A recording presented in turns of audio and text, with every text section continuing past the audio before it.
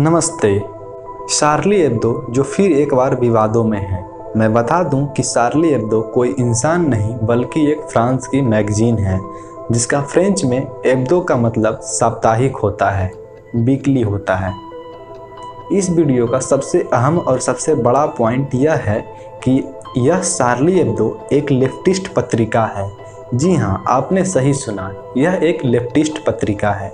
यह भारतवासियों को और हिंदुओं को सुनकर हैरानी होगी क्योंकि भारत में जिहादी और लेफ्टिस्ट दोनों अपने भाई जैसे हैं। दोनों के विचार एक हैं, लक्ष्य भी एक है। लेकिन अगर आप पूरी दुनिया में देखेंगे, सिर्फ फ्रांस और यूरोप में ही नहीं बल्कि पूरी दुनिया में, तो जहां लेफ्टिस्ट और कम्युनिस्ट का राज है वहां इन मुसलमानों का क्या हालत है वह आप हमारे पड़ोसी देश चाइना में ही देख सकते हैं। दाढ़ी आधी, रोजा बंद, बुर्का पहनकर घर से निकला तो रोड पर ही बुर्का काट देंगे, मोहम्मद का नाम रखा तो ऊपर या जेल में डाल देंगे, जब मन किया तब इनको सूअर का गोश्त खिला देंगे, मन किया तो लाखों मुसलमानों को बिना कोई कारण जेल में डाल दो, मस्जिदों को जब चाहा तब तोड़कर पब्लिक टॉयलेट बना दिया, बियर बार बना दिया। ऐसी तो हालत है मुसलमानों की जहाँ लेफ्टिस्ट विचारधारा का राज है। और ये लेफ्टिस्टों को मुसलमान तो अपने यहाँ पनपने ही नहीं देते हैं। पूरी दुनिया में इन दोनों में मुठभेड़ चलता रहता है, आपस में झगड़े होते रहते हैं। और हंसी तो मुझे तब आती है जब ये दोनों को भारत में एक साथ देखता हूँ।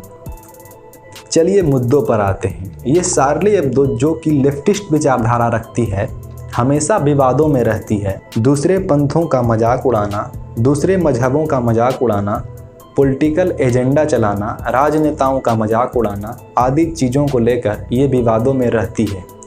ये मैगज़ीन इतने विवादों में रहती है कि इस मैगज़ीन को कई बार बैन भी किया गया है।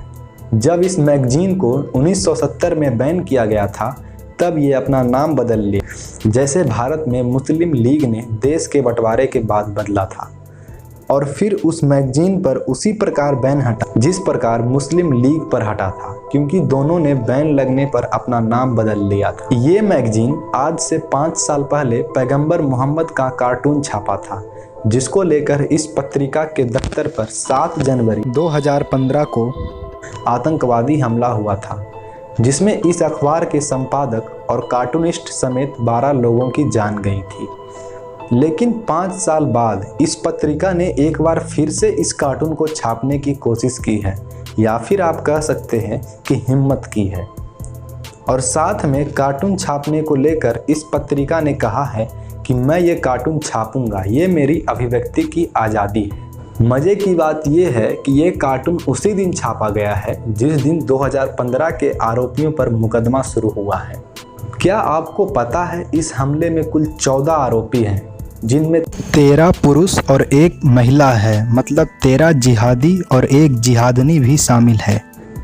यहाँ गौर करने वाली बात यह है कि ये जिहादी अपने पैगंबर मोहम्मद के एक कार्टून तक बर्दाश्त नहीं कर सकते हैं और ये मोहम्मद को लेकर दंगा, फसाद, मार काट, बम विस्फोट सिर्फ दूसरे देशों में ही नहीं बल्कि भारत में भी करे हैं। इन जिहादियों ने मोहम्मद को लेकर ही कमलेश तिवारी जी का गला काट दिया था, जबकि पहली टिप्पणी जिहादियों का आपत्तिजनक आया था। उसके बाद में कमलेश तिवारी जी ने मोहम्मद के बारे में बोला था। हिंदुओं को लेकर वही बात बेंगलोर में भी हुआ। पहले हिंदुओं के देवी देवताओं का मजाक उड़ाया, फिर कोई जवाब दे दे तो दंगे, मारकाट, बम विस्फोट शुरू हो जाते हैं। जब 7 जनवरी 2015 को शार्ली एब्दो में जिहादी हमला हुआ था तो पूरे हिंदुस्तान के जिहादी समेत पूरे विश्व के मुसलमानों ने इसे सही ठहराया था। तो वहीं पूरे विश्व के कई मीडियाकर्मी इसे अभिव्यक्ति की आज़ादी बताते हुए सही ठहराया था। ये जो आप इनके हाथों में पोस्टर देख रहे हैं, जे शिव्स चार्ली, इसका मतलब है मैं भी चार्ली हूँ।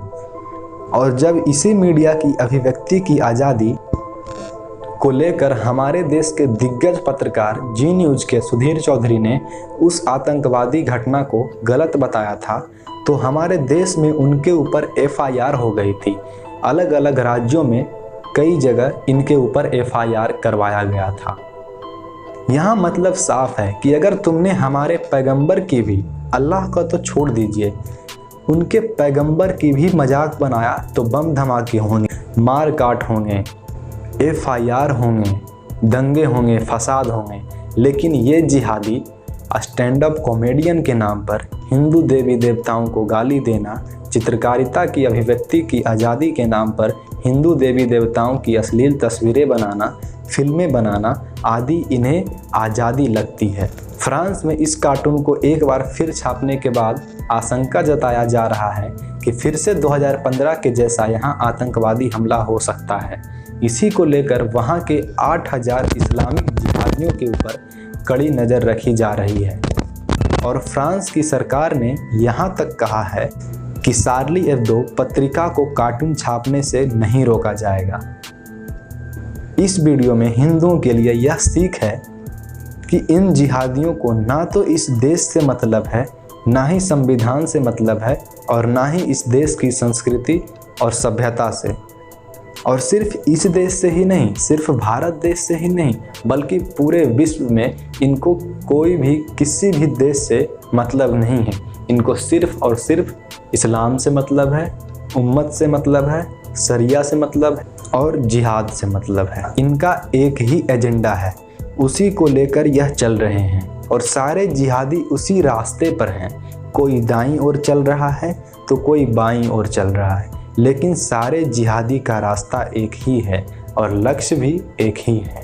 आज के लिए इतना ही। वीडियो अगर अच्छी लगी हो लाइक करें, शेयर करें और हमारे YouTube चैनल को सब्सक्राइब करना ना भूलें। धन्यवाद। जय हिंद, वंदे मातरम, जय मां भारती।